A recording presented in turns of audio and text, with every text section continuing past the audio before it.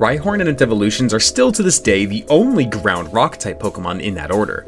We're rating them all. Rhyhorn actually has identical stats to Geodude other than, well, twice its HP. Its moveset isn't all that diverse, but it doesn't really need to be. Rock Blast and EQ in the early generations, Bulldoze, Drill Run, and Stone Edge in the later ones, it's really solid. But it does have the two really unfortunate quad weaknesses and a really late evolution, so you'll have to deal with Rhyhorn for quite a while, and for that reason specifically, it'll get a lower score than Geodude in Battle Prowess, 3 stars. We actually came up with a new system for availability that will be used from now on, and we'll go back and do a massive update video at the end of the generation for the availability scores. But yeah, so Rhyhorn's is all over the place, but it averages out to 3.5 stars. Rhyhorn's concept, however, is very simple. It's a Rhino mixed with a Ceratops type of dino, but now you make its armor actual rock. That's pretty cool, and it makes perfect sense. 3.5 stars. Oh boy, another mid across the board rating. You guys are gonna tell me I'm boring. But don't worry, I think its design is actually incredible. So good that I actually think it's the best in its line. The way the rock armor overlaps, the Ceratops style faceplate, Rhyhorn is such an awesome and underrated Pokemon. 4.5 stars, which gives Rhyhorn the final score of 3.625 stars. Rhydon is the first and the original Pokemon, and it's up next as we rate them all. It's surprisingly amazing in battle. Sure, it has the two quad weaknesses and garbage speed and special defense, but similarly to Golem, if you just aren't dumb about what you send it in on, Rhydon can be an absolute tank. 105 HP, 130 attack, 120 defense, an absolute physical monster with Earthquake, Stone Edge, Mega Horn,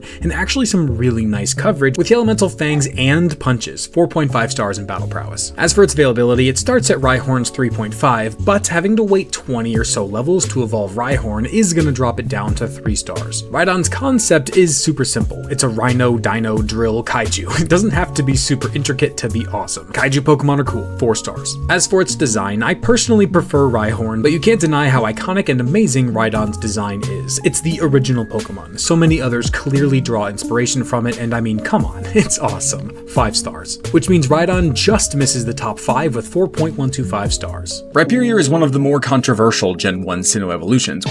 We're rating them all, and this seems crazy to look at, but it barely changes at all upon evolution. It gets exactly plus 10 in every stat, which, like, yeah, that's not a bad thing, of course, but it's not really even all that noticeable either. Rhydon was a shockingly underrated Pokemon. Obviously, you have to avoid those two quad weaknesses with its poor special defense, but if you do that, it is a monster of a physical tank. With an incredible move pool full of powerful attacks, coverage, and some much-needed setup moves, and, well, Rhyperior is basically the same Pokemon, just slightly stronger. And its new solid rock ability really helps. As long as you mind your matchups and use it correctly, it is an absolute monster. 4.5 stars in Battle Prowess. Availability is another weird one though. Rhyhorn got 3.5 stars, which then took a half a star penalty for Rhydon's evolution, and so to make a very long and complicated story short, after removing the games before Rhyperior existed and factoring in when you can get the required protector item and the trade evolution penalty, Rhyperior's new availability is 2.5 stars. And Rhyhorn got 4 stars in concept, really for being the original Kaiju Pokemon, laying the groundwork for so many of the coolest Pokemon, as well as some Rhino and Drill aspects, and Rhyperior adds on to that by evolving while holding a protector and, well, to get, well, a bunch of protective construction stuff, as well as some tank aspects. 4.5 stars. But its design is definitely my least favorite in its line, and I think that's actually a pretty common opinion. I understand what they were going for here with the orange armor plating. It doubles as both the safety vest and helmet to go with its drill and wrecking ball tail for the construction idea, as well as being, well, armor to go along with its cannon arms to play into the tank idea. It shows the concept very well, but it just ends up looking super goofy and awkward. I know you guys vote 5 stars on everything, but this one's pretty funny. I know it's not a bad design, but it's definitely a big downgrade. 3.5 stars, which will build Rhyperior the final score of 3.75 stars overall.